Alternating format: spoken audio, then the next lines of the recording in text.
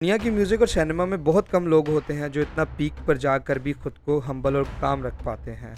पंजाब के एक छोटे से गांव से निकलकर जो बंदा कोचीला के स्टेज पर पंजाबी बोलता है, ये सिर्फ एक आर्टिस्ट की कहानी नहीं, ये कहानी है आइडेंटिटी, हसल और ग्लोबल रिस्पेक्ट की। Welcome to the channel. आज मैं आपको एक ऐसे आर्टिस्ट के बारे में बताऊंगा जो खुद में ही पूरी म्यूजिक इंडस्ट्री है, जो अब तक अपने 22 साल के करियर में 20 से ज्यादा अवार्ड तक ले चुका है, जिसकी नेटवर्थ सुनकर आपके होश उड़ने वाले हैं। बात करेंगे एक ऐसे कमाल के आर्टिस्ट की जिसकी आवाज तो छोड़ो, उसका गुनगुनाना भी आपके मूड को ठीक करने के लिए बहुत है। तो let's talk about Diljit Dosanjh. Diljit का जन्म 6 फरवरी 1984 को दोसांझ कल्याण पंजाब के एक छोटे से गांव में हुआ। मिडिल क्लास छोटी सी सिख फैमिली, 3 भाई बहन, एक बड़ी सिस्टर, फिर दिलजीत और एक छोटा भाई। दिलजीत के फादर पंजाब रोडवेज में काम किया करते थे और मदर हाउसवाइफ थी।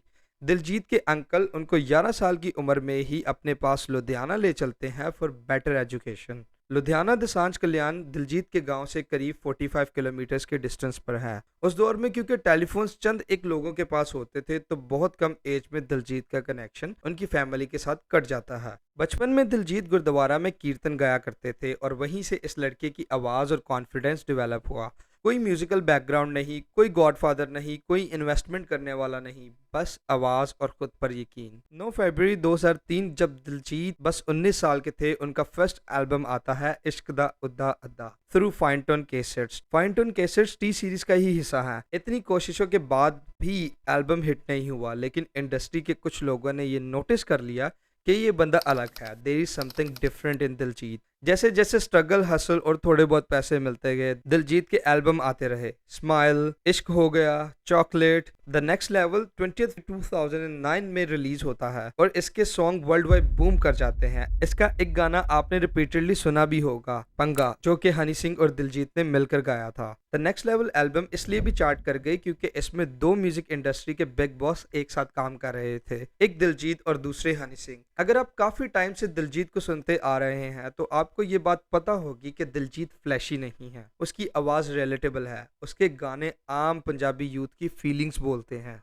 जब गानों में अपना नाम कमा लिया तो दिलजीत खुद को मूवीज में लेने की लह पर चल पड़ते हैं। Diljit as a debut cameo नजर आते हैं फिल्म मेल करा दे रब्बा में। डेब्यूट कैमो को थोड़ा सा एलैबोरेट करूं तो डेब्यूट पहली दफा स्क्रीन पर आना, और कैमो का मतलब होता है छोटा रोल या शॉर्ट अपीयरेंस। सिंपल लफ्जों में बताऊं तो जब कोई आर्टिस्ट अपने करियर की शुरुआत एक छोटे से रोल से करे तो उसको डेब्यूट कैमो कहते हैं। फिर दिलजीत एक और movie the lion of Punjab में नजर आते हैं, पर this time as a lead actor. ये film unfortunately box office hit नहीं कर पाई, लेकिन इस मूवी का एक गाना लक 28 कुड़ी दा पूरे एशिया में सबसे ज्यादा डाउनलोड किया जाने वाला गानों में से फर्स्ट रैंक होल्ड कर गया। इसके बाद दिलजीत की एक और फिल्म है जिन्हें मेरा दिल लुटिया, जो कि कमाल का सक्सेस रही। लेकिन इसी साल दिलजीत को बहुत सारा डी फेम भी मिलता है, एक ऐसा गाना जो लोगों की मेंटालिटी को मैच नहीं कर पाया और सारी रेपुटेशन डूब गई। एंड दैट सॉन्ग वाज 15 साल, जिसमें हनी सिंह भी थे, जिसके चलते दिलजीत ने अनाउंस भी किया कि वो अपना अपकमिंग एल्बम अर्बन पेंडू रिलीज नहीं करेंगे,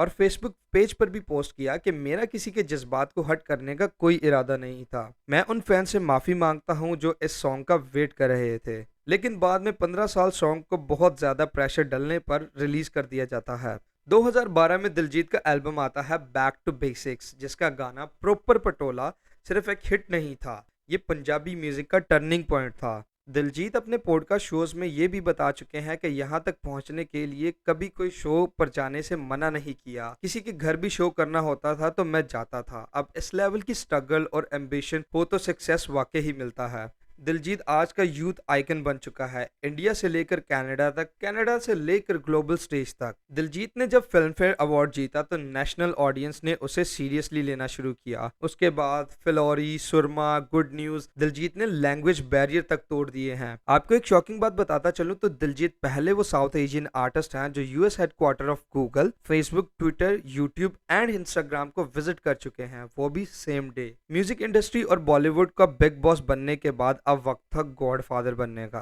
और फाइनली अप्रैल 2013 में उसने कोचीला का स्टेज हिला दिया and rightfully wear the crown of godfather of the Punjabi music industry. Diljit Dosanjh पहला पंजाबी आर्टिस्ट जो कोचीला के स्टेज पर पंजाबी बोलता है।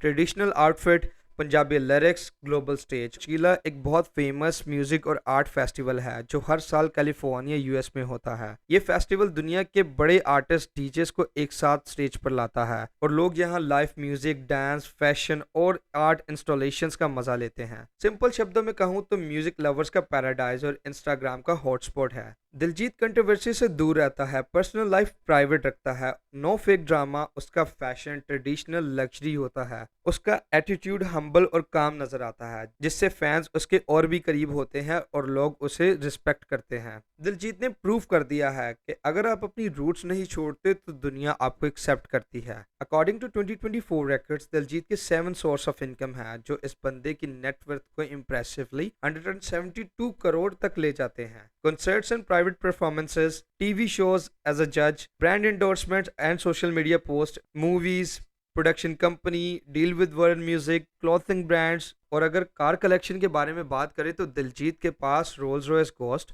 मर्सिडीज बेंज G63 जिसको जी वैगन भी कहते हैं, Porsche Panamera, BWM 520 luxury line, range rover sports और मित्सुबिशी पजारो जैसी गाड़ियां हैं। Now Diljit is 41 years old with millions of die hard fans. गांव से ग्लोबल, पंजाब से वर्ल्ड स्टेज, ये कहानी सिर्फ दिलजीत की नहीं है, ये हर उस बंदे की कहानी है जो खुद पर यकीन रखता है। Okay, so that's all for today. See you soon in the next video and please hit the like and subscribe button to support this channel. Goodbye.